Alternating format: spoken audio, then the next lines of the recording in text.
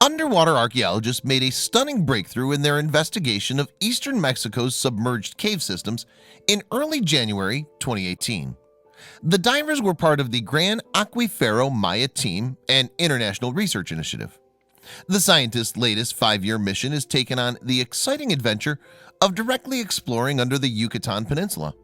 And the team's greatest discovery links two underwater cavern complexes, making their find the largest submerged cave on Earth.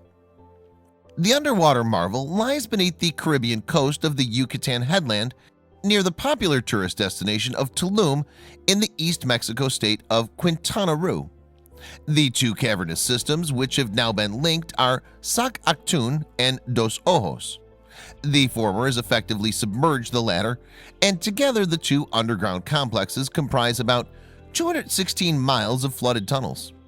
The length of these channels are frequently punctuated by some 248 sinkholes, which are known as cenotes in American Spanish.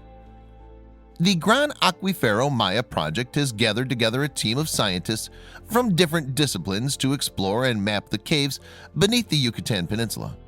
Its members include researchers from Washington, D.C.'s National Geographic Society and Mexican educational institutions, the Aspen Institute Mexico, and Technological University of the Riviera Maya. And as if the discovery of the world's largest underwater cave system was not spectacular enough, what it contains promises to be mind-blowing. The Gran Acuifero Maya scientists have found an unparalleled treasure trove of archaeology, both human and animal. So far, the cave complex has offered up some 200 separate sites of archaeological significance, some dating back as far as 15,000 years. Indeed, Guillermo de Anda, leader of the Gran Acuifero Maya project, spoke to international news agency Reuters about the implications of the discovery in January 2018. He explained, "It allows us to appreciate much more clearly how the rituals, the pilgrimage sites, and ultimately the great pre-Hispanic settlements that we know emerged." And he added, "I think it's overwhelming. Without a doubt, it's the most important underwater archaeological site in the world." The latest phase of the Gran Acuifero Maya project to explore the vast cavernous complex commenced in March 2017. Highly trained and experienced cave divers were crucial to the endeavor, and it took 10 months of hard and sometimes dangerous work to find the elusive link between the cave systems. For Robert Schmittner, the Gran Acuifero Maya Director of Exploration, this was the culmination of 14 years of work, looking for connections between the cavern systems. Now that the link has been established, the name of the larger of the two companies, Sac Actun, now officially identifies the underwater cave network. Speaking to National Geographic magazine in January 2018, Schmittner said, "This is an effort of more than 20 years of traveling hundreds of kilometers of caves submerged in Quintana Roo, mainly, of which I devoted 14 to explore this monstrous Sac Actun system. Now everyone's job is to keep it up." The Yucatan headland above the caves was once home to the mighty Mayan civilization, what's known as the classic period of its history, when the Mesoamerican people had developed a highly sophisticated network of cities, lasted from around 250 to 900 AD. After this, the great Mayan cities were abandoned, and the reasons for this are still debated today. In fact, the Mayan territory stretched across much of Mexico and Central America, and the architectural and artistic achievements of the civilization are legendary. Interestingly, the aforementioned cenotes had a particular significance to the Maya people.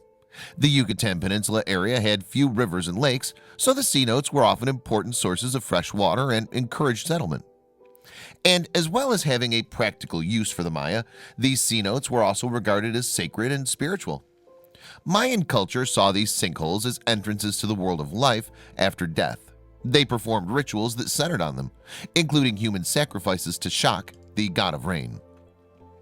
But as well as artifacts from the Mayan era, of which we'll see more later, these caves have an archaeological story which stretches much further back in time. And its history means that it's one which has been well preserved by natural forces. During the Pleistocene era, from 2,588,000 to 11,700 years ago, when the Earth was heavily glaciated, many parts of these caves would have been dry for much of the time. However, when the glaciers melted and water levels around the planet rose by as much as 300 feet, the caves would have been flooded. This deluge, more than 11,000 years ago, created excellent conditions for preserving some extraordinary remains of megafauna. These included heavyweight animals that once roamed the Yucatan headland but have been long since extinct. In fact, some of the bones found in the Sakaktung caves were scientifically dated as being 15,000 years old. These creatures included gomphorites, animals that resembled elephants, although they were not from the same family as the species we know today. Other animals that died in the caves included giant sloths and bears.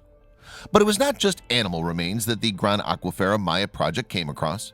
The explorers also found evidence of some of the earliest human settlers to congregate in this region of the Americas. One human skull, now coated with limestone deposited by rainwater, was identified as dating back an incredible 9,000 years. However, of the 200 or so sites of archaeological significance that may have so far been made in the Sakaktung cave complex, about 140 contain artifacts from the Mayan era. Man-made objects that thus far have been discovered included a mask of Ekchaub, the Mayan god of trade. Other discoveries have included a huge range of Mayan ceramic objects. The Maya were renowned for their exquisite pottery, which included intricately decorated vessels used by the elite for drinking chocolate.